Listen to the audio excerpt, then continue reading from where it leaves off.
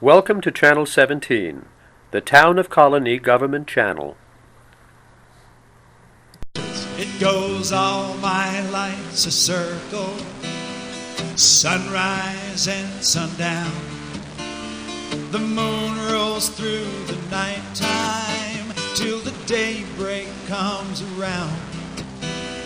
And all my life's a circle, I can't tell you why. Seasons spinning round again, the years keep rolling by. Good evening. My name's Joe Doolittle, and this is Story by Story. Sharing the human experience. I'm Kate Dudding.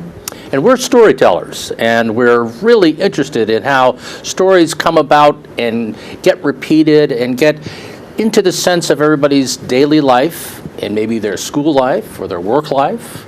And it all happens story by story, right? Mm-hmm. Definitely. And we've got a wonderful hour for you. We're going to talk a little bit about storytelling and what's been going on in storytelling.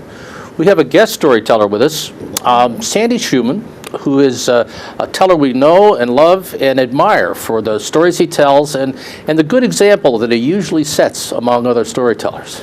So we're pleased to have him here. Usually? Well, he is kind of, he could tell a silly joke every once in a while like that, something like that. Well, you'll meet Sandy. And then, how have you been this fall? I haven't been here as often as I should have given my travel schedule and other things. How have you been, Kate? I've been fine. I actually had a wonderful experience at the New York State Sheep and Wool Festival. Wow. No kidding. You went to the New York State Sheep and Wool Festival? Because I'm a knitter as well as a storyteller. And the yarn harlot was going to be there. The yarn harlot. She, as Stephanie Pearl McPhee from Toronto, writes a blog, and she's written 2 books. And her third one just came out, all wound up. Essays about knitting, but not how to, but her first essay, for instance, was she is fed up with people going, well, I would knit if I only had time. And there she is on the subway knitting, and inside, the voice inside is going, what do you think I'm doing?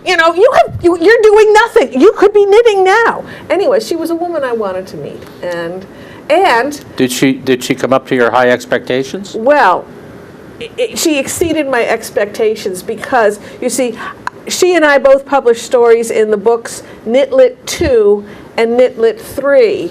And when I introduced myself and gave her one of my 4-pointed star ornaments, she said, I know exactly who you are. Yes, the yarn harlot knew who I was. The yarn harlot knew you by your 4-pointed star. And my stories. And her story. And that's how I got from the yarn back to the story. And I think you've told that story on this show, haven't you? Could be. I think you have. It's all about how, about what you do with the last remnant of love that's in a garment.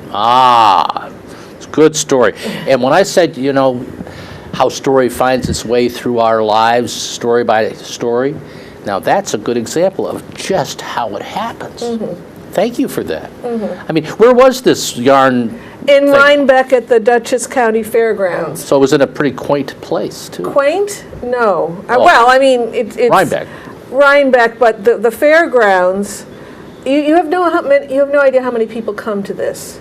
That it was the last mile and a half was bumper-to-bumper traffic at 9:30 on Saturday morning. It opened at 9. That's a lot of knitters. That's a lot of knitters. They had about 30 buildings with vendors and another 10 buildings with, these are like barn-sized buildings, another 10 buildings with animals, fiber animals. That's, sheep, llamas, alpacas, goats. I don't think there were any bunnies. Were they serving lamb chops or anything like that? Oh. I did have a lamb souvlaki salad. Oh, okay. I was right on the scent, so to speak. Okay, I'm sorry. Well, that sounds like. Well, I know that. That was my other tribe. Well, your other tribe. Well, I think that's just a remarkable. I've had nothing that interesting or that tasty, actually. Or nothing with the word harlot in it. Nothing. No, if I'd met a harlot, I really would have known. I would have, and I might not be talking about it. No, I've had some interesting things storytelling. Probably one of the interesting things I did recently is I was at Heritage Days at the Philip Schuyler House in Old Saratoga, near Victory, and it was in August, and they do up a revolutionary style festival. There was a brewer there. There was. Did you spend any time with I did him? get to know him. How I did about get to know that? him, and there was a team of scythers there. Cutting a meadow by hand, whoosh, whoosh. And there was a sheep shearer that entertained people. I had to go right on telling stories right after the sheep shearer did his thing. And I'll tell you, it's a hard act to follow, a guy that knows his business that well. And but I did a first-person story about Philip Schuyler, about the Lord of the Manor, who was a Revolutionary War gentleman, was one of the first senators in this country, was the father-in-law of Alexander Hamilton, which brought some tragedy to him. And I've never really done things in the first person. Ran a spy ring, as I understand it, during the Revolutionary War. Yes, and he was one of the most effective procurers. That's not like in the harlot procurer. That's in like the supplies things, and was instrumental in getting Henry Knox to come and take cannon from Ticonderoga and get them all the way to Lexington. So I wove a lot of those things into his persona, and I really had fun. So it was, but I also I thought of that when I remembered the sheep shearer that I'd met at that event too, because that's one of the nice things about storytelling. So our yarns are twining together. Yes, that's very good, Kate. That's really good. Wow. Sometimes it's almost like we rehearsed this show. Wait, I'll start needling you in just a moment. Well, we're going to do a couple of things with you for the rest of the day, besides kind of spar among ourselves. We do have a wonderful person for you to meet, one of the people that we've been encouraged by as a teller. And then we're going to tell you a little bit about some of the current events and affairs, at any rate, about things in storytelling in the area. And we're going to come back and do some other storytelling with our guests. But our guest is Sandy Schuman, who is based professionally as a consultant and part of the staff and faculty at the State University of New York at the Rockefeller Institute. He's used stories in his consulting. He's used stories as an entertainer and as a teacher. He's a wonderfully refreshing spirit. And Sandy, we're wonderfully pleased to have you with us today. Welcome to Story by Story. I was wondering who you were introducing there. Yeah, I got a little carried away. Maybe I shouldn't have introduced you as quite the nice guy that you really are. I could have just, Sandy from Albany, near the Spectrum Theater. There you go. That's good neighborhood. Geographically accurate. Geographically accurate. But how long have you been an Albanian? How long have you lived in Albany? I don't know, I'm thinking. Oh. I moved here in 1978, and the rest is arithmetic. The lesson. So 30 years in change. Wow. Yes. Yes, definitely. Now, and when you were first coming to town, was that as a student, or were you already out of school, or how did all that work? What was the timing of the move here? I came here principally motivated by getting a degree in public administration. This was a career shift from environmental science to organization stuff, which I was finding more interesting than the science stuff. And it kind of took then professionally? Yes. Yes. Okay, and rather than going through every step, eventually in your work, as I recall from your bios that I've seen in various places, somebody said, on a form, a feedback form, said, "I loved your stories." Right. That's my official origin story. Yeah. How do you call that? I had finished this 3-day-long training workshop with my friend Freeman, and as is typical in these training workshop situations, everybody has to fill out this form evaluating the program. And on the back of the form it says, what did you like least about the workshop? What did you like best about the workshop? And Freeman's sitting next to me, and he's looking at the forms, and one by one he turns them over to me, and I take a look. And I see, what did you like best about the workshop? Sandy's story, somebody wrote, and I didn't think anything of it. I set it aside. He hands me another one. I I see, what did you like best about the workshop? The stories that Sandy told, I put it over the side. I'm getting a little puzzled. He hands me another one. I take a look at it. What did you like best about the workshop? Sandy told some interesting stories. I look at him, I say, Freeman, what are they talking about? And he looks at me kind of puzzled. He says, well, don't you remember you told that story about the time when you had to shift gears at the end of a meeting because things weren't going right, and you had this other story about how you knew something was going to go wrong because somebody showed up late and they had a t-shirt and shorts on and they were hungover, and then you had this story about, and he rattled off these different stories, and I realized, yeah, I had told all these stories, and that's how I found out I was a storyteller. Well, that's a great discovery for storytelling and for you. And did it change the way you did workshops or did teaching or did presentations? It would be a fair statement to say that I became more aware that I was telling stories, to the extent that one day I auditioned for Telebration, and that was the first public, formal storytelling that I When ever you did. came out of the storyteller closet, so to speak. So to speak. Although I'm, to profess the truth here, I should add that when I was a toddler, I suppose, my father would tell me stories, bedtime stories, and he didn't read them out of a book. He told me stories from his life. And he'd tell me the story, and then it was time for me to go to sleep. And I had, as I was laying in bed trying to fall asleep, I would have this image of a grandfatherly figure sitting on a chair, and in his lap he's got this little boy, and he's holding this big book. And the book was the story of me, and he was concluding the story of my day, reading to this little boy, and it was now time to close the book and for me to go to sleep.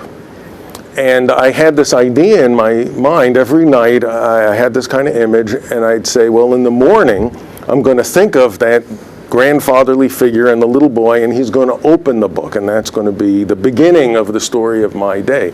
I never actually did wake up with that image, but I kept trying. And so in some fashion, I could say I've had this long-term notion that my life is just another story. That's My fascinating. life is just another story.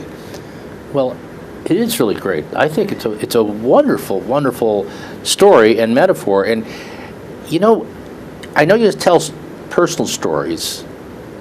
And are those your favorite stories, or do you have another place where you've actually studied, like, folk tales that are, Italian folk stories or things like any other area of interest that you've ever developed as a storyteller?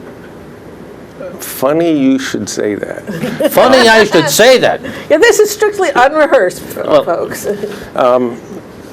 You're right insofar as most of the stories that I tell are from my own life experience or somebody's experience that I know. I have realized, sort of remembered, that I do have an affection for tall tales. Tall tales. And I have told some Adirondack tall tales. And then there are a few stories, but really only a few, that other people have written or told that I like so much that I've sort of made my own versions of them. Somewhere in there are Helm stories, which are, the Jews of Helm are the archetypal fools, and forever getting themselves in deeper trouble and then resolving it all in some ridiculously inane way. And I have some affection for those, but I've been recently working on a series of stories that sort of combine the Adirondack tall tale with the Helm fool story, and that involves the Jews of Helm moving to the Adirondacks. And I thought it was the Catskills. Oh. well, you see, they were aiming for the cats. They overshot. They overshot. It could have been that way, but you see, in the Adirondacks is where Helm's Pond is located. And so that was the natural place to go to. And you can Google Helm's Pond. Of course, you have to use the anglicized spelling. You'll see it as H-E-L-M-S, Helms Pond. But of course, we know that the proper pronunciation is Helms Pond, just north of Blue Mountain Lake between Castle Rock and Little Blue Mountain. See, now, I'm not sure whether this is true or not, but he tells He's us so one- convincing, yes. isn't he? It's just like you want to believe him. Now, but Sandy, now that we've got this little discussion of your portfolio. Oh, but also, and I don't know where this story fits in, but you told it at Celebration 8 years ago or so. But your historical story of how the western border of New York State was established, and so you also have. Is that the one and only historical? Oh, no. I always thought that was a tall tale, by the way. Well, that's a long story. There's actually a story about how I've attempted to document that story. And what I discovered searching through the New York State archives is, for one thing, that the surveyor's notebook that should have the actual telling of what happened, the diary, the journal that the chief surveyor on that trip would have recorded. The best guess is that that record, since it was kept by the United States surveyor, was stored in Washington, D.C. and was destroyed in the fire of the War of 1812 when Washington, D.C. was burned. In the 1800s, there's a series of correspondence between the Secretary of the New York State Board of Regents and many people. There's a dozen letters that are in the New York State archives, and he's clearly trying to track down this story. You know, what happened? What's the record? And he gets no resolution. He just gets sent from one person to the next, trying to track this down. So the version that I have, I was told by a geography professor at SUNY Brockport that this was a true story, and he told me where to find the documentation for it. But when I looked in that particular article, it didn't describe it. So I went back to him again, and he gave me another source, and that's what's been going on for 30 years, still trying to find the definitive historical record. But it could. It's in the oral tradition, I guess. It is. It's in mine. Now, if we were going to, we've digressed a little bit with one of Sandy's very entertaining stories, which involves a point in reference to which is just about at the beginning of the country, so it's hard to document. 1789. And we may get to that story, but I was going to ask you if you were going to tell a story, would it be about Helms Pond, or would it be about growing up, or would it be something else? But if you were going to tell a story, we'd really like you to tell a story. Well, how about if I pick up on Helms Pond? Okay. Good. Since I've gone there already.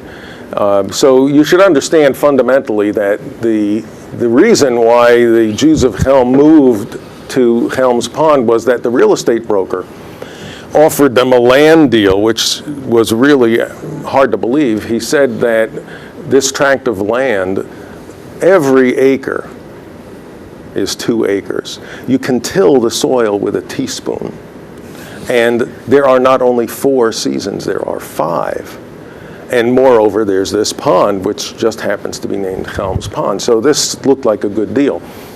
Of course, some of the people were a little skeptical about these real estate claims. But when they got here, they realized that it was all true. Every acre is 2 acres because, you see, the land is so hilly. If you were to flatten it out, you'd have 2 acres. Right. And you can till the soil with a teaspoon because that's just about as deep as you can go, and then you hit bedrock. And there are not 4 seasons, there are 5. Summer, fall, winter, spring, black fly season. And it's the Adirondacks, you get eaten alive, but that's the 5th season. And so they settled in and made their lives there and built homes and a synagogue. And so the little bit of news that I have to tell you today from Helms Pond is the story of the fly fishing contest, which is really involves one of the newcomers to Helms Pond. He's in love with Bloomy, the proprietor of the Broiled Beet, the cafe in Helms Pond where they serve Adirondack Ashkenazic fusion cuisine. They're famous for the peanut butter and gefilte fish sandwich. And so he told a story about the fly fishing contest. It seems that this rich fellow from New York City had a desire to learn fly fishing. So he put ads out. He didn't want to just hire any Adirondack guide, any mountain man. No, he wanted the very best.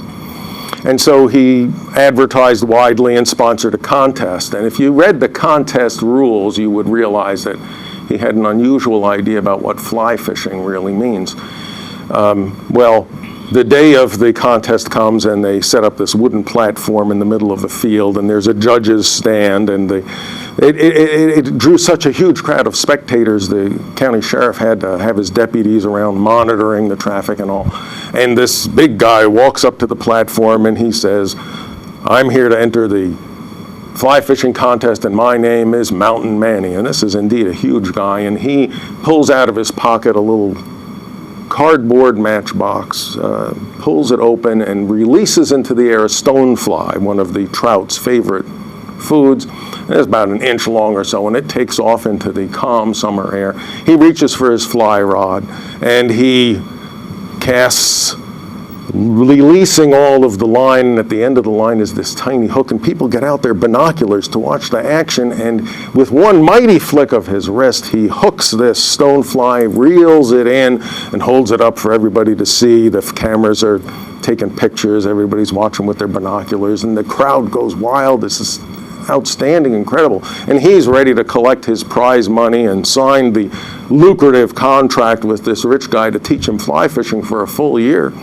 When another guy walks up, he says, "I'm here to enter the competition for the fly fishing contest, and my name is Giant Jim." And this guy's huge. He's like 6.5 feet tall, and he weighs 250 pounds. And he reaches into his pocket, pulls out a little matchbox, and releases a mayfly just about half an inch big, the favorite, the most favorite of the favorite trout foods. And it takes off into the breeze of the summer. He gets out his fly fishing rod and he casts it back and forth, and he's releasing all the line and pulls up on the hook and catches that mayfly, reels it in, and the crowd is just, they can't believe this. This is incredible. And he holds it up so everybody can take their pictures. He's about to sign the contract and take the prize money when another guy walks up, and all the other Adirondack guides, they've gone home and tried to pretend that they never came because they're too embarrassed. They could never compete with this kind of talent. And here this guy comes up, he says, "I'm here to compete in the fly fishing contest, and my name is Adirondack Mendel." And he gets out from his pocket a matchbox, and he releases into the air this no-see-um. Now, you know a no-see-um is a little fly. It's only maybe 1/4 of an inch. And it's called a no-see-um because you can't see them. In the wild, if you ever see all of a sudden somebody like runs off the trail and jumps into a lake, it's probably because they ran into a swarm of no-see-ums. These are like little tiny invisible flying piranha. They just eat you alive. He releases this no-see-um into the gusty wind of the summer and gets his fly fishing rod and casts back and forth, lets out all the line and flicks his wrist back, reels the line in, and stands there proudly. Meanwhile, everybody's got their binoculars out on maximum. They're watching this no-see-um. It's still flying around. He's standing there so proud. The judge says, "But Mr. Adirondack Mendel, your no-see-um, it's still flying around." He says, "Circumcision is not meant to kill."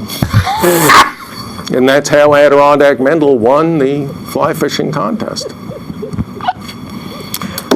But, all right, well, and that's the news from Helms Pond.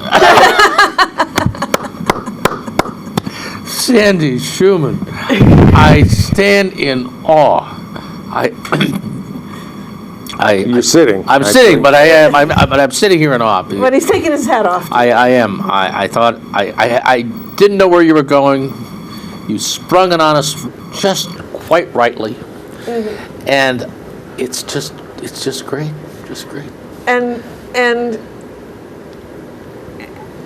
how did this spring out of your Unusual mind? Okay, well, I'll have to confess here. This is an old joke. And I'm somewhat enamored with a definition that I heard of Jewish storytelling, which applies equally as well to Jewish jokes. The question is, what makes a Jewish story as opposed to some other kind of story? And there's all kinds of sort of speculation and talk about this. Well, you know, it's a story that involves a Jewish holiday, it's a story that involves some Hebrew or Yiddish, it's a story that involves some life cycle custom in Judaism, and on various notions of what makes a Jewish story. Well, the definition I like best is one that I heard from Bob Alper, which says a Jewish story is one that a Jewish person has already heard, and a non-Jewish person wouldn't understand. Here's a story that I think is fairly well known among Jews of a certain generation, at least, in a different form. And a lot of people can understand it because they know what circumcision is. But there are some elements there that you could say make it a particularly Jewish story. Adirondack Mendel is Jewish, you know, he lives in Helms Pond, he's circumcising a no-see-um. And if you're Jewish and you don't know that story, well, then it's part of your education. And if you're not Jewish and you understand the story, then in some definition, it's not a Jewish story. And if you don't understand the story, then on explanation, you learn something about Jewish culture. Now, is Mendel the name of the person who officiates at the circumcision? No, that's a moil. Moil. Okay. Moil. Okay. You got the first letter right. Right. Okay. Sounds like. And two syllables. Right. Moil. Okay. So I was wondering if that part had gone over my head, but no, it just kind of careened off something. And actually, if you wanted to make it a little bit different, you would have had 9 Jewish men with their trout rods all standing there while the other guy did the circumcision, right? Would have had a minion. Yeah, but That's getting carried away. Right. You don't need a minion for For a circumcision. for a bris, for a circumcision, but you could have one Only anyway. if you kill the child. No. So the story becomes one that you tell because, one, you've always had this interest in the outdoors, which goes back quite a ways, and the Adirondacks, and you've actually got a project of working on kind of the adaptation of the Helm stories, which are pretty well known even for non-Jews, in the Adirondacks. I think that's a keeper. That's a real keeper. I like it. I do have a couple of you know typical Helm-like stories. One that's actually a historical, well-known Helm story that I've transplanted into the Adirondack setting, and these characters. And some of them are brand new stories. Yeah. We should. I don't know if the Adirondack Liars Club still exists. We should reinvent it. Well, we should. We got one right here. Well, I mean, we should let Joe Of course, Kershak know. the proper response would be, of course it exists. That's right. That's right. Who would know if I'm lying? That's true. But I think we've got a little bit of a bead we can do something with, because I think it's a great reason to resurrect this other bit of Adirondack culture, and we'll work on that. Because you tell traditional Adirondack. Well, yes. It's hard to say what's Bill- a traditional. somebody, right? Bill Greenfield. Greenfield. What do you have a good memory? Well, I have half a memory. Bill Greenfield was a real person, and I wasn't sure that he was a real person. I had heard Bill Greenfield stories, and these tall tales which know no bounds. The Paul Bunyan stories apparently started out as northeast stories because this is where the 13 colonies were and people were here first. So they migrated east-west, and there are Norwegian and various European counterparts to all these stories. So who's to say what's traditional? But in that regard, I heard about Bill Greenfield, assumed really that he was just some made-up character, and then it turns out he was a real person. And I tracked down his cemetery plot and talked to some of his relatives. So, and he was just one of these tall tale tellers who was described in one book about New York State folk tales as the gall darndest liar you ever heard. To be sure. But if they were running for second place, you'd probably be there. No. Well, in the true tall tale tradition, I have stolen freely.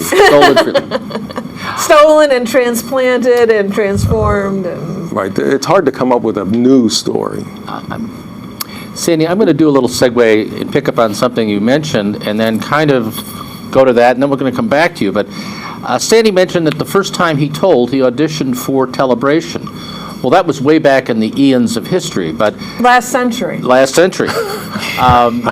But Sandy is returning to the Telebration stage this coming November. Yes, but before we get to Telebration, can we do the coming events chronologically? You know how I like order. Knitters, you know.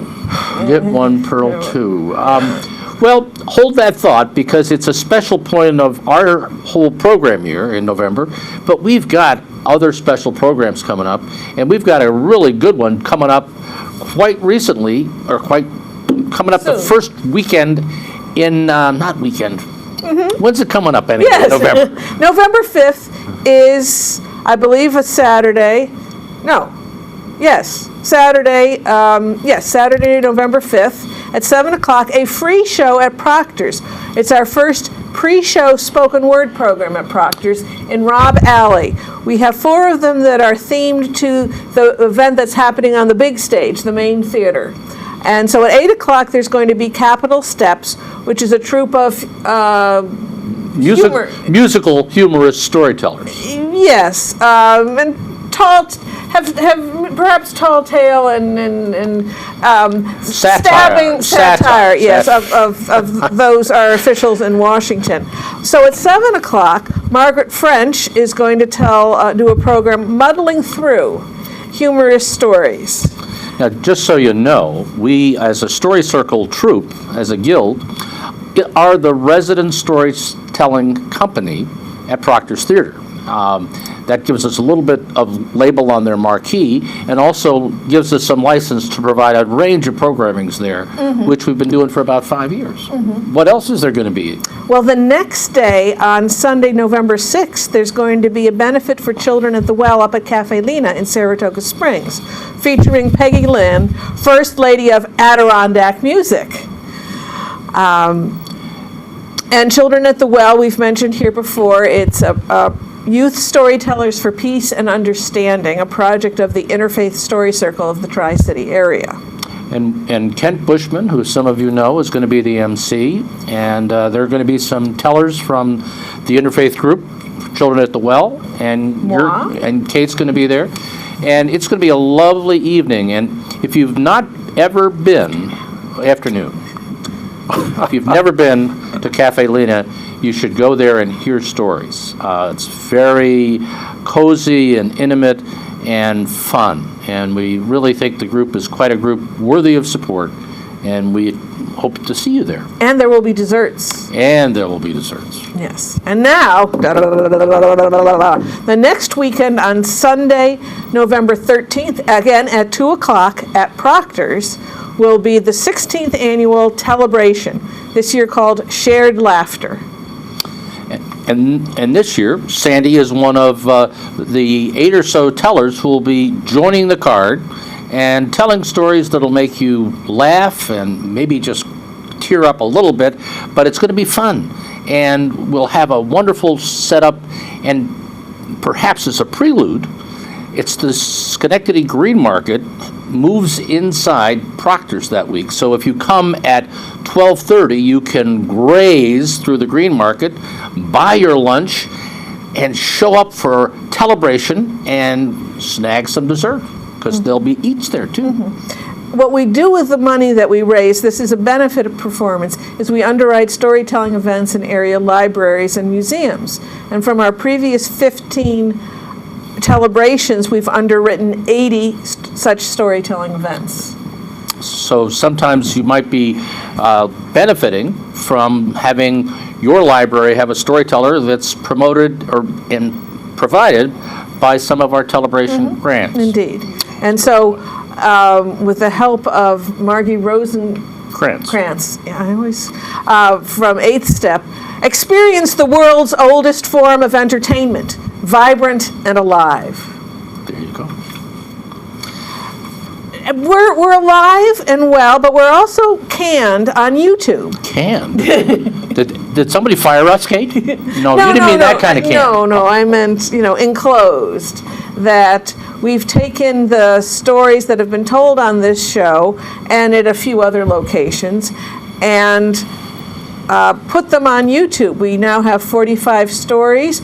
We have 4,000 of them have been watched since the end of February. 4,000. So we've had people turn us on, just literally. Yes. And listen to and see storytelling. Right. Wonderful. So check us out. And if you check us out in the middle of November, Sandy's story might be up there. Right. You can go, oh, he told this crazy fusion Adirondack tall tale home story. It's just really bizarre, but wonderful. So Story Circle at proctors.org/YouTube.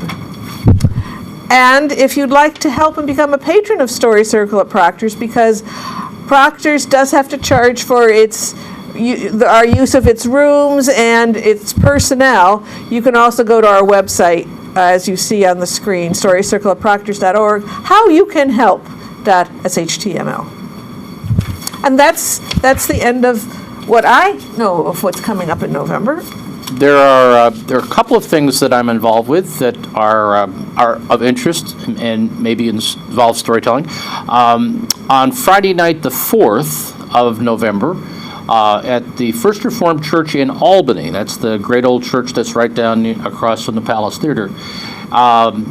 Room for All, an organization that's advocating for inclusion of gay and lesbian folks into the life of the Reformed Church, is having a concert by the Gay Men's Chorus. And there'll be stories there.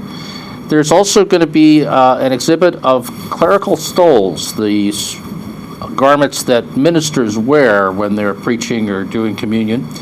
And they represent a collection of over 1,500 stoles that represent the lives of folks in the clergy who have had their lives kind of disjointed because they were gay. They're very powerful stories. And we'll have some storytelling during the program.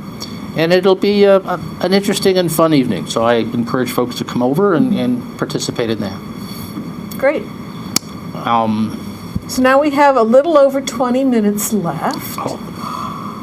Well, that's enough time for me to tell a story. Right. That's about, you can tell a half a story in 20 minutes. Well, but you said you were working on that. You were restraining yourself.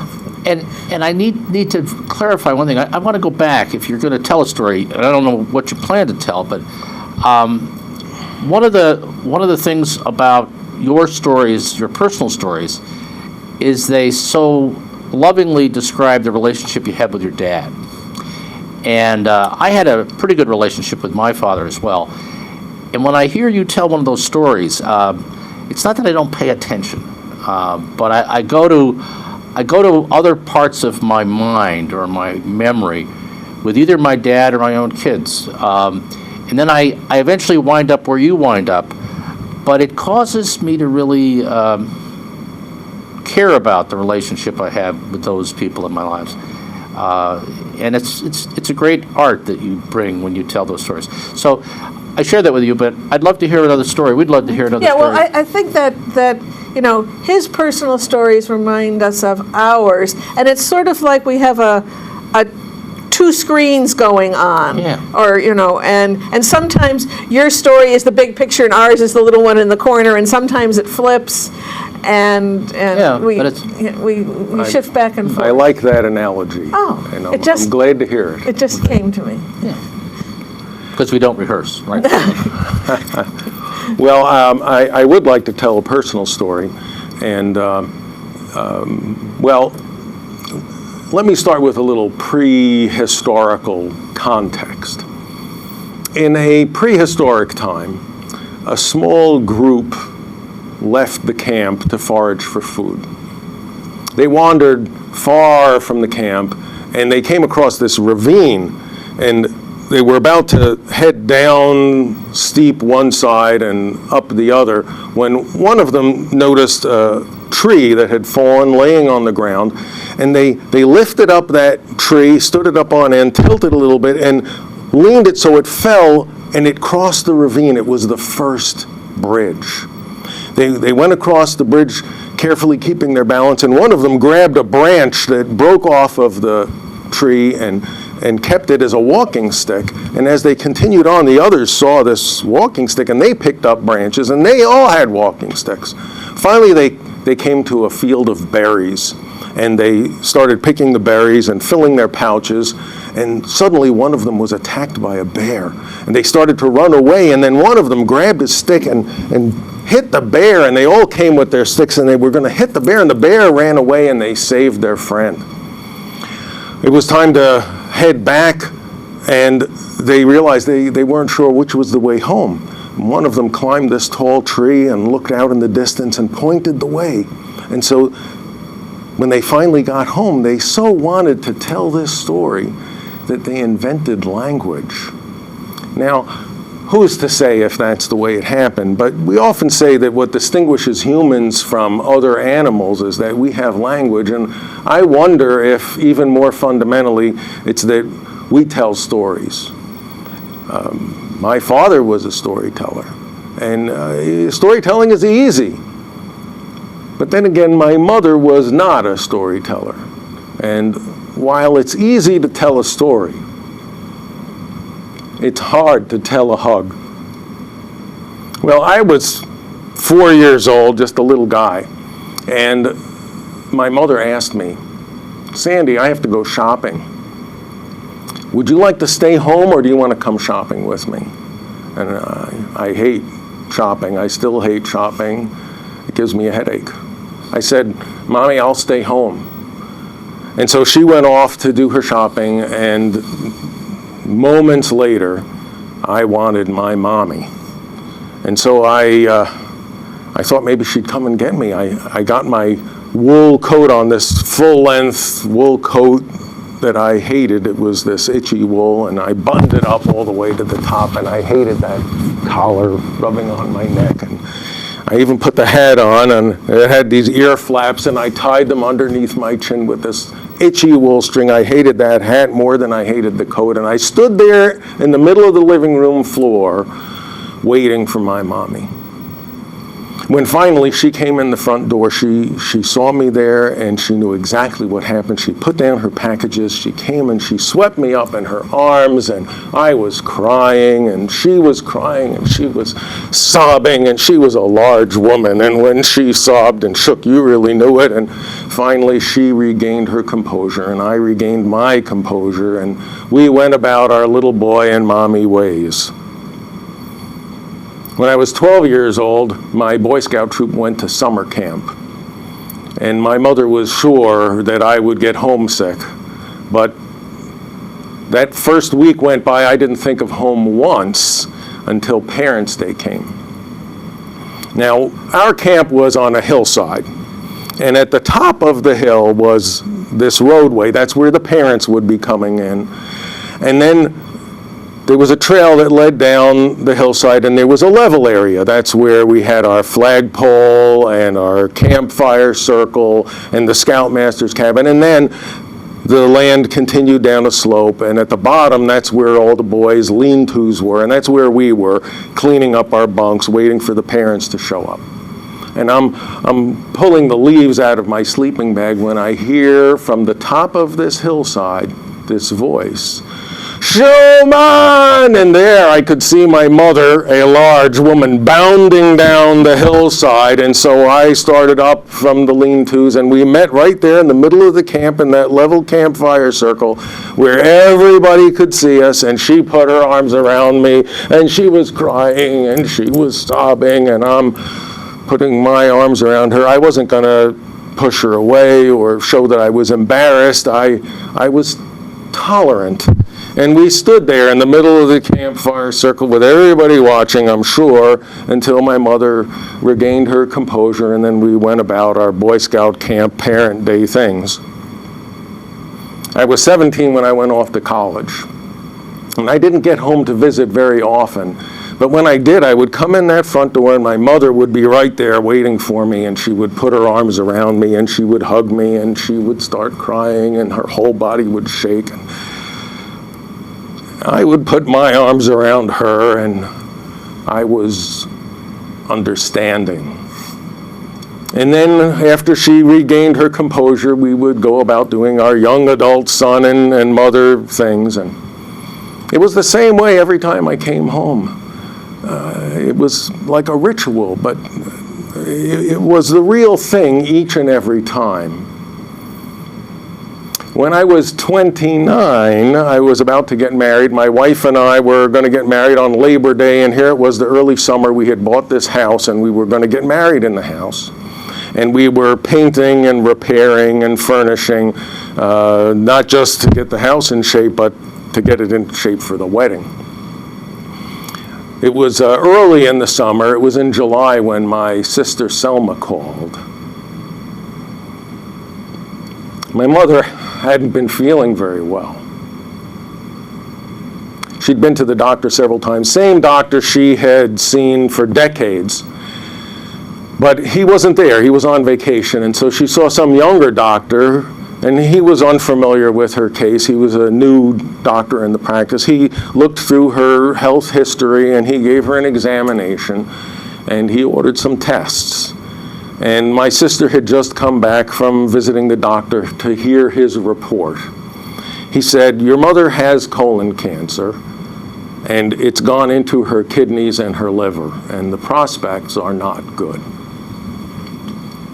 Well, my sister asked him, "Doctor, is she going to be able to make it to my brother's wedding, my little brother, the youngest of the family, the only boy? Is she going to make it to his wedding?" He said, "When is the wedding?" My sister Selma said, "It's in September." And he said, "Early September or late?" Well, my mother did make it to the wedding that Labor Day. I can still picture her sitting on the couch in front of the living room windows, that new couch that we'd bought. I can see her there and all the people in our family, our two families, meeting each other and talking and eating, and my mother introducing people and making them feel comfortable. After the wedding, my wife and I made the 3-hour trip to where my parents lived, and just about every weekend, all through that fall and winter until the following spring. She died on April 4th. Well, it was a couple of years after that we were having our first child, baby Ben. And that following spring, when Mother's Day came around, he was 5 months old. Now, Mother's Day for me had never been the same. And yet this was a special Mother's Day. It was going to be my wife's first Mother's Day, and it was Ben's first Mother's Day. And I was thinking about this a lot. Well, my wife went off to run some errands and take some time off. I was home with baby Ben, and he was a little cranky, so I lifted him up and I had him on my shoulder, and I'm patting his back and trying to make him comfortable. And I'm thinking to myself, here's this baby who is completely dependent on me, just a kind of lump of flesh here. He doesn't do anything for me. He can't do anything for himself. He can't even lift up his own head. And yet, I love this baby. I love this baby without reservation, without condition. I love this baby. And I realized that's how my mother loved me. And for the first time, I realized what that hug meant, and I cried out loud, "Mom, I didn't understand. I'm sorry, I didn't understand." Well, baby Ben is a college graduate. He lives in Brooklyn. He works in Manhattan. I don't see him very often, but when I do, you can be sure I give him a hug. And his little brother, Sam just got a job he'll be working for emergency medical services in Amsterdam. He's got his EMT and paramedic certification. He's living at home, so I see him just about every day, and yet when I see him, I give him a hug. And their little sister, Anna, who was born on the same day my mother died, some years later. Anna is a student at SUNY Purchase, about 3 hours away, and I see her maybe twice a semester, and when I do, you can be sure I give her a hug. And I wish there was some way I could tell you just exactly what that hug means, if I could find the words. But it's like I said at the beginning, it's easy to tell a story, but it's hard to tell a hug.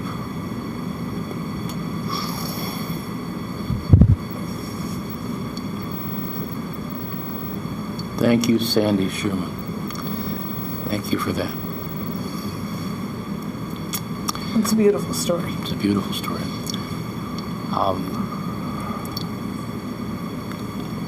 You know, I didn't travel very far listening to you tell that story. I was so intent on where you were going next. And even though I kind of knew where you were going to go, it didn't matter to my attention.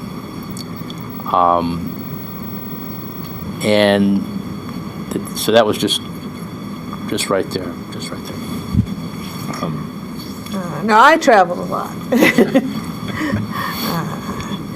Because my mother died when I was 37, and my father when I was 33.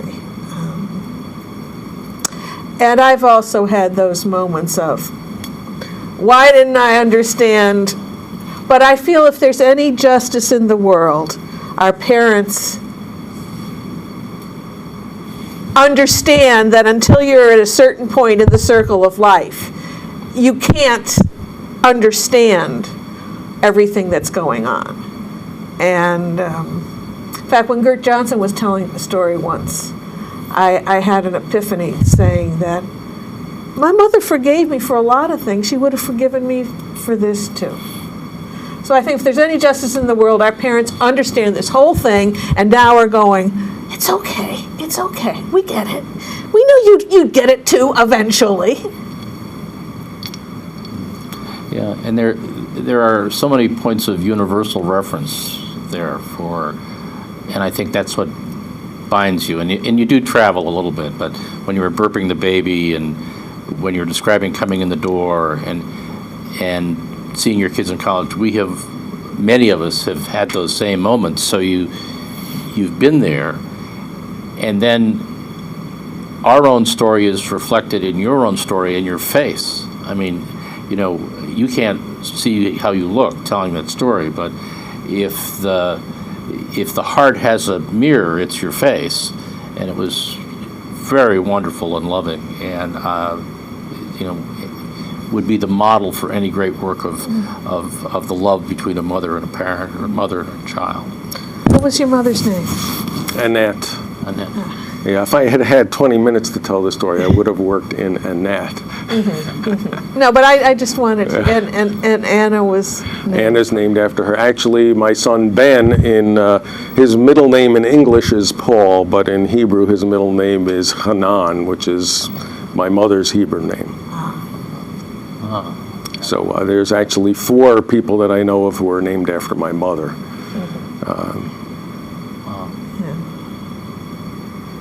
And you didn't tell us, you know, we can kind of sort of guess how old you were, but it was that scratchy little hat with the ear flaps and that formal top coat, a 4-year-old wearing a top coat that really tells us what time, you know. I think this was the 50s. I think this was the 50s. Yeah. No later than, you know, early 60s. You got it. You nailed it. Yeah. So those that rich and the geography of the camp, you know, I went to Camp Chingachgook, you know, with different geography, but so it's rich in many details. And I suppose as your siblings and your own kids, as your family hears the story, it's quite an event. I mean, I would think that if you were any one of your kids, it's a meaningful part of the family history at this point in time. Amen. Amen. Amen. Amen. Wow. Wow. And also, It's especially nice when I can tell it when all of the people who were named after my mother are present. Oh, Yeah. wow. Which has happened only once so far. well, you're lucky that all the stars aligning don't Right. often happen. I have this thought that keeps on flitting in and out. I wanted to mention for our listeners, you finished your story, and we didn't do anything.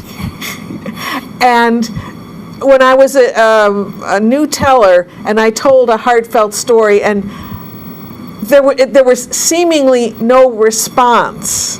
Tom Weekly, I believe, Right. said, that's the kind of story that people have to come out of. Right. And so you didn't. When I was in that position, I babbled on to fill the gap. But he said, no, you just let them wait, and it's the highest accolade. Yeah. Silence, which for a storyteller, silence, but it's true. I tended to, as kind of one of the hosts, you need to say something you think, but quite actually you don't know what to say. And I think that's the ultimate compliment, and is a good way of putting it. And for those of you who have listened to this story and have your own story, if you're interested in storytelling, our website, storycircle@proctors.org, gives you some opportunities to connect with the Guild. The easiest place is right here at the Colonie Library on the third Tuesday of this coming month. No. It's Wednesdays at Guilderland and Tuesdays at Colonie. Check the website. Check the website. Story-circle.org is the Guild's website, but you can get to it from storycircle@proctors.org. Go to meetings. And it's an opportunity for you to tell a story with a group of friendly listeners and maybe give you some feedback.